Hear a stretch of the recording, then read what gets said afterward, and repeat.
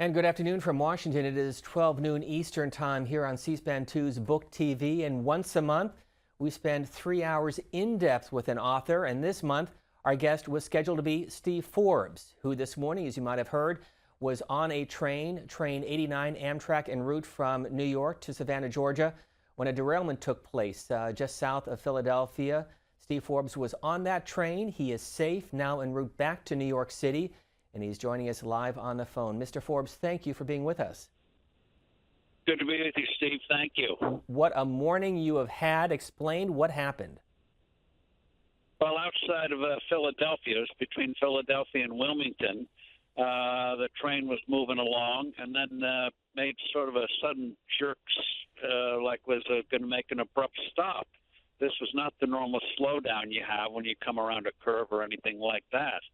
And then it moved a little bit, another abrupt stop. Everyone's coffee was flying through the air. And then it came to a complete stop. There was smoke. Smelt like the brakes were smoldering. So we just sat there wondering what had happened. And there was the PA system. The electricity was knocked out, so there was no PA system. So the rumors started to fly, but after about 20, 25 minutes, one of the crew came back and started to explain what had happened. But clearly the first two cars were hit pretty badly. But we were fortunate we were in the last car of the train, or next to last, and so we felt the impact, obviously, but didn't get the smash up that the first two cars had. They hit where it was explained a device on the track. They're doing maintenance, and of course some investigation will have to be had to why was that maintenance going on when a passenger train was coming. A backhoe was on the track, and the engineer was obviously trying to slow down. But one of the things you're taught at an early age about in science is that when an object like a train is moving 80 miles an hour, it takes a long time for it to come to a halt. And again, the crash happened at about 8 o'clock Eastern time in Chester, Pennsylvania. And Steve Forbes, this was really around the same area where another Amtrak derailment took place just outside of Philadelphia. It was, and of course it leads to the question why. Was it a maintenance problem? Is it a communications problem? But I think we'll certainly try to get to the bottom of the thing. But most disconcerting thing, fortunately, there are no injuries in our car, but not knowing what had happened.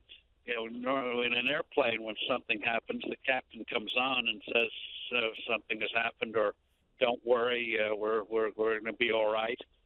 But we knew you don't come to that kind of an abrupt stop without an emergency and not knowing what it was. And then as time passed and they took care of the injuries in the first two cars, they came back and eventually we were let off the train. They admonished us at the beginning, don't leave the train because there are two live tracks on either side. So don't leave the train until we say it's safe to do so. So we eventually made our way off, went through the woods. There was a path through the woods, and we came to this church in Trainer, Pennsylvania, the United Methodist Church. And fortunately, they had a large gymnasium there for basketball, and so there was plenty of room for us. There were over about 350 people overall, and so that was a good place to make our way to. But quite a morning, as you say, especially then trying not to slip in the mud and going through the woods to the church.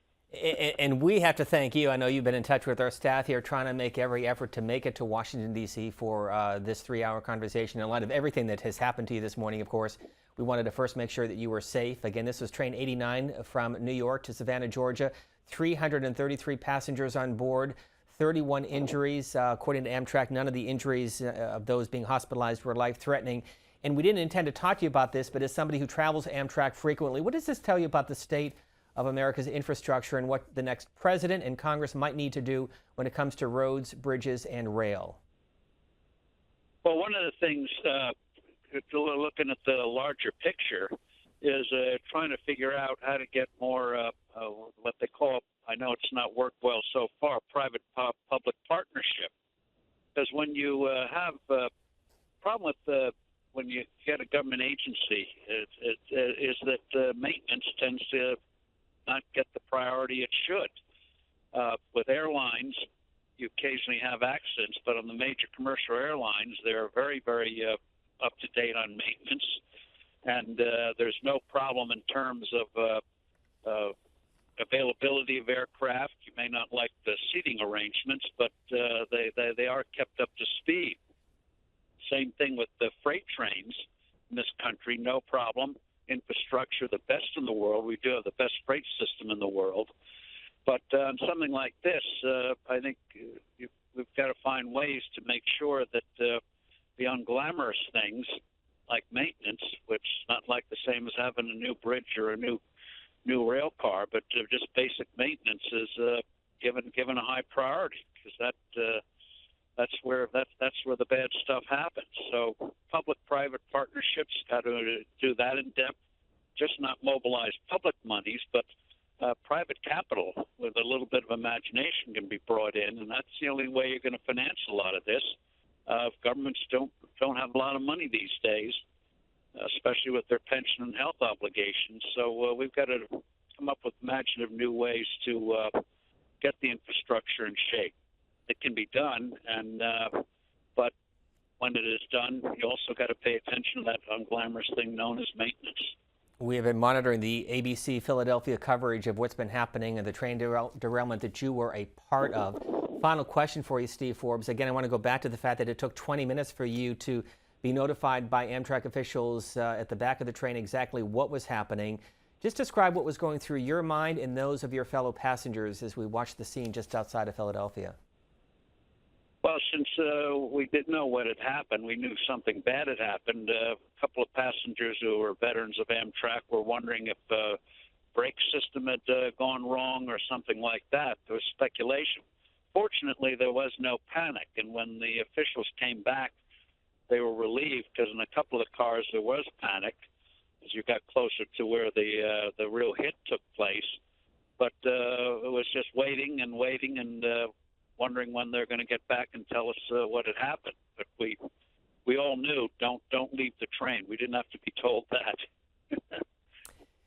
One of your recent books, and we're going to show our audience from a 2014 event at Politics and Prose, the book called Money, co-written with your colleague Elizabeth Ames. Give us a quick primer on what this book is all about, the latest in a series that you have written about the economy and the U.S. dollar. Well, the book, Money, that you made reference to is about a subject that is not very glamorous, but absolutely critical in this country, our monetary system. And what the book was designed to do was to explain money in a very straightforward way. There's a lot of mystery, a lot of arcane language that surrounds it, but it's very basic. Money is like a claim check, when you check your code at a restaurant. You get a claim check. The claim check has no intrinsic value, but it's a claim on a certain product. Well, money is a claim on products and services. It depends on trust, depends on stability. And the book explains we've made a series of very catastrophic errors on money, which led to the housing debacle. There are a lot of contributors to that, but the weak dollar was critical to it. And in recent times, the dollar's gotten stronger, but the dollar is like a watch that's either too fast or too slow. And so we argue from the book and in our new book, Reviving America, we argue that the Fed's got to undergo a drastic transformation, go for dollar stability, because what we've done in recent years has been a disaster. It's hurt investment. It's like a watch that imagine the number of minutes in an hour changing each day, 60 minutes one day, 48 minutes the next, 96 minutes the day after. We all know life would be chaotic. Imagine baking a cake. Just bake the batter 30 minutes. Then you have to figure out, is that nominal minutes, inflation-adjusted minutes? Is it a New York minute, a D.C. minute, a Mexican minute? But so we know in terms of things like the number of minutes in an hour, having that instability would be crazy. But that's what we do with money. We know we need 12 inches in a foot. But in terms of money, that very instability, since we've had since the 1970s when we destroyed the Bretton Woods International Monetary System, a gold-based system, we've had nothing but problems. The 80s and 90s had a little bit of stability, not great, but enough to get some real prosperity. But in the last 15 years, this started under a Republican administration, this weakening of the dollar. The volatilities continued under the Obama administration, the Democratic administration. So this is not a partisan thing. There's plenty of blame to go around. So we argued in the money book, got to get that stability back again. We explained very simple ways to do it, starting with the Federal Reserve, start reducing its oversized portfolio and let more money go in the banking system. We explained how the real entities in the economy that are hurt by this instability are small and new businesses, the job creators. Big companies, no problem. Government, no problem getting credit. But the guts of the economy, small and new businesses, very, very difficult. That's been very, very damaging. So we explained it in the money book, and in the new book, Reviving America, we also have a section on it as well. A lot to talk about when we get you back here in Washington, D.C. for in-depth to talk about your many books. The one question I was going to ask you, Donald Trump, in an extensive interview that is published this morning, front page of the Washington Post, Bob Woodward and Robert Costa, calling for what he said will be a potential economic collapse and a catastrophic collapse of Wall Street looming ahead. Do you agree or disagree with that scenario, those concerns by Donald Trump?